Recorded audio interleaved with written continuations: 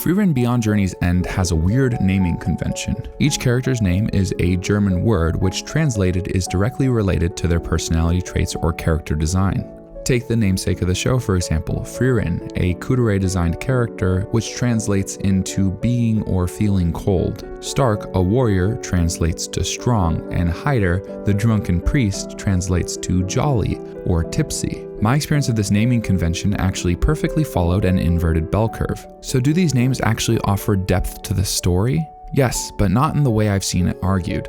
This is a running series called Exploring Frieren. My name is Pei, and today we're going from deep to shallow to deep again.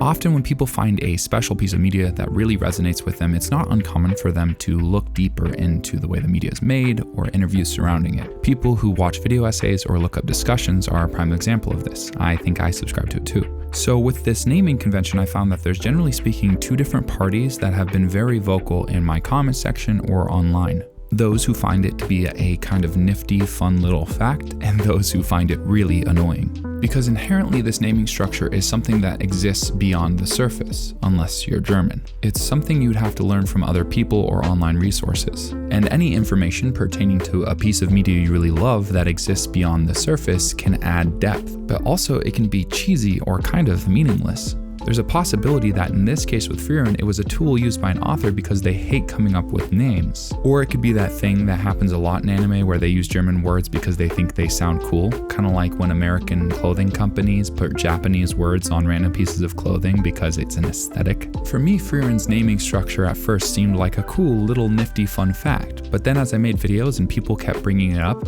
a couple German people left comments saying it almost made the show unwatchable. You're telling me the character named Liar is gonna be a bad guy? And yes, in retrospect, it's very on the nose. Himmel having a blue character design and then being named Sky isn't that interesting inherently. In actually many ways, it's cheesy. But just like any piece of information, if it's used symbolically, suddenly there can be tons of substance explored. So Frieren's naming structure isn't deep, but the way it's used is.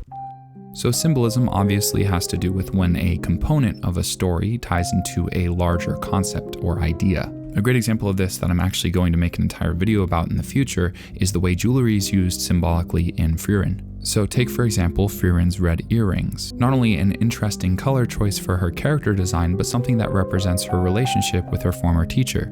Almost any component of a story can be symbolic. Color design, musical motifs, or literal items in the story can all represent something larger, and this includes something like a name. Himmel means sky, and he has a light blue character design, but it also means heaven, which directly ties into the overall A-plot of the first season. And if that were all, it'd be an interesting little component of the story. But it's not. A big running theme in the story is Frieren recontextualizing her old adventure and the lessons that didn't initially resonate in her new one. So constantly they're doing flashbacks that are framed against whatever's currently happening. It's really interesting, and something I didn't notice initially is that whenever she's thinking about Himmel, often in flashbacks they'll frame Frieren against the sky. Not only is that cool given the name and color design, it's also really interesting because they'll often have Himmel also look at the sky, which in kind of a weird way, they're looking at the same sky in the past and present. It kind of represents something larger. I love that running theme, and as soon as you notice it, you start to see it really everywhere. Another example of this is the way the names interact with each other and what they represent about the character dynamics. Take for example Fern and Frieren. Something I think this story does a lot is highlight parallels between the two characters. They're both modeled after kind of this Kudere archetype, and they come off as distant and cold sometimes, which is funny because their names literally mean distant and cold. Fern, also in English, is deeply associated with nature, which is another component of her character. There are lots of interesting things that you could read into when it comes to these characters and how they represent different relationship dynamics, but more so the way that they're used symbolically in the story, which is also cool because even if you don't know the naming structure, it's still implied. Frieren and Flamma's character design are starkly different, and that's represented in their names too. The warmth associated with flames juxtaposed to the tendency to be cold. What makes Frieren's naming convention so interesting isn't the names themselves, but more so the way they add to the story. I've been sitting on this idea for a video for a while, but part of the reason I haven't made it is because this idea was very succinct.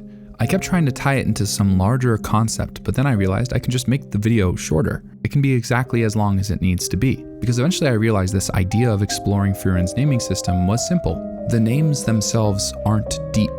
but they are used deeply, and once you see it, it starts showing up everywhere.